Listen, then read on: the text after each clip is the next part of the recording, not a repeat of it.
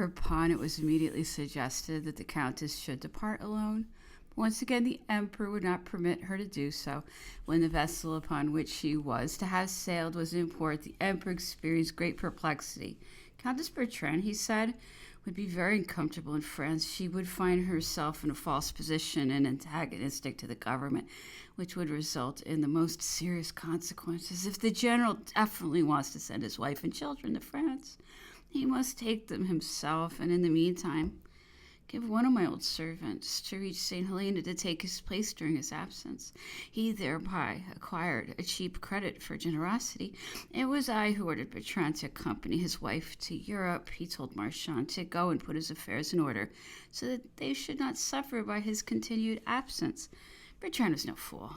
He thought it natural that the Emperor should desire to keep him, and whatever the reproaches he might have to endure at home, he complied with his wish and induced his wife to remain, but requested, in which the Emperor acquiesced, that if there was no change in the position in a year's time, he should be granted leave for 9 months, a period which seemed to him sufficient to go to England to provide for his children's education and to return.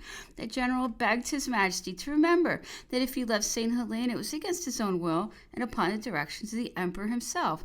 Nevertheless, no one could have been more justified in going. He had just heard of his father's death at Chateauroux during March 1820. He came into a considerable territorial fortune, which, however, he had to share with his brother Bertrand Boilarge and his nephew Dury Dufresne. The latter was a minor, and the Grand Marshal, sentenced to death by default, was civilly dead.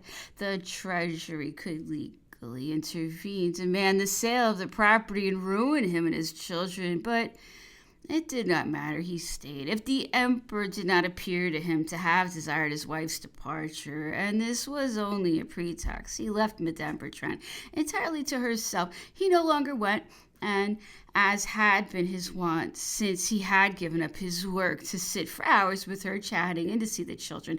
He no longer asked to drive round the enclosure with her. The severance was complete. He agreed to see her again only a few days before he died. He discussed the matter at intervals with Bertrand, but always with increasing irritation. Bertrand does not realize, he told Masson, that if I allow him to take his wife back to Europe, he will not find me again on his return. And he then wondered if he ought not to do for Madame Bertrand what he had done for Madame de Montauban. Surely he ought, but while the latter was attending to her husband's affairs, the former, by her negligence and incompetence, would fritter away her children's fortune.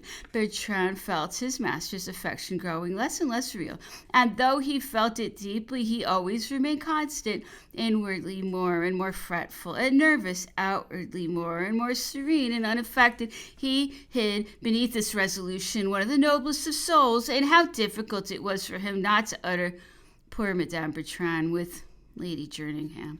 Furthermore, he no longer lived comfortably at the end of 1820 when Bertrand made this sort of arrangement with the Emperor. Madame de Montauban had left St. Helena 18 months previously. At the beginning of 1819, she declared she was suffering from a most severe liver disease, and that it was essential she took the waters in Europe. It was, she said, a matter of life and death.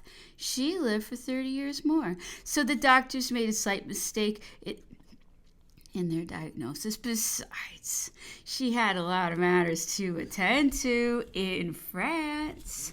The division of her mother's, Madame Vassel's estate, and above all, the payment of her husband's debts. And finally, she had left behind her 2 children, Edouard, by her marriage with Monsieur Roger, and Charles, who was too young to be taken with her. She was going to rejoin them with the others. Tristan, born in 1812, Napoleon, born at St. Helena on June 18th, 1816, and Josephine, born on January 26, 1818. All these reasons look plausible, but was Madame de Montauban so motherly or so ill? What urgent reasons did Masson give the Emperor for this departure? Was Masson so anxious regarding his wife's health that he gave any appearance of worshipping her in his letters? Was he very concerned with the medical consultations she had or the diets she had to observe? Was he astonished when she informed him that after being refused embarkation in England, she had landed in Ostend in September and had gone neither to Spa nor Aix-la-Chapelle, nor indeed anywhere to take the waters she considered indispensable to her? Not at all, but in each of these letters which he sent unsealed to Hudson Lowe, and which he probably let Napoleon see, so inquisitive was the emperor of all that anyone wrote, he urged his wife to find him a substitute. He expressed no desire to return to St. Helena. It was definite departure he was meditating, and with which he was threatening the emperor. Was he really serious? Were there ever any indication that Madame de Masson had appealed to anyone except, then how tardily, to Plenat, who for 5 years since he left the emperor on the Bellerophon had shown a perseverance all the more creditable since he had often been discouraged, and perhaps to Casimir Bonjour, but Plenat, who was captain, or at the most, and only latterly a major, in Bonjour, who was no more than a ridiculed author. Were these the people to take the places of the Marquis de Las Casas, Count of the Empire, Chamberlain to His Majesty, and a member of the Council of State, Baron Gourgaud, Chief Orderly Officer General, Count and Marquis Roncelon, Senior Chamberlain of the Minister Plenipotentiary? This unique arrangement was to prove that Masson had scarcely any intention of leaving before he had reaped the benefits which the situation could offer. The post was a good one. At St. Helena, there was ostensibly a salary of only 2,000 francs a month, which was poor, but it cannot be doubted the emperor had, previous to 1818, increased this amount considerably without placing complete reliance upon what Gourgaud asserted. It must be taken into account, for envy must have wormed it out.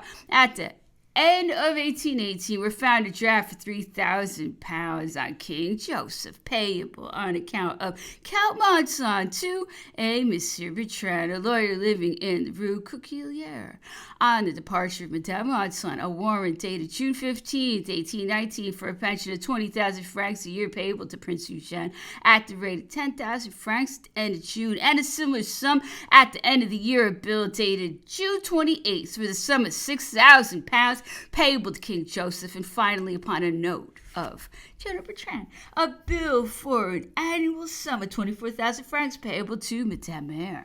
Masson augmented these various allowances by the 24,000 francs he received annually from the emperor, and the latter paid all his expenses to St. Helena, but Napoleon did not settle either Masson or his wife's debts at Jamestown, which amounted to £900 to £1,000, and upon the emperor's death, the creditors were only persuaded with the greatest difficulty to allow their debtor to embark.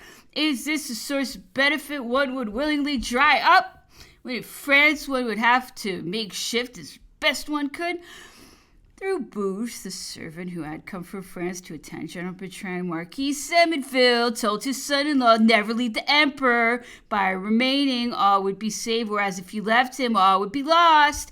At the end of 1820, Masson frequently entertained the French commissioner, Marquis Montchenu, whom he had taken into his confidence and whom he used with cunning intent, telling him of the vast wealth which the emperor possessed and would bequeath to him. He felt certain the emperor would give at least 2 millions to Tristan and a like sum to Napoleon.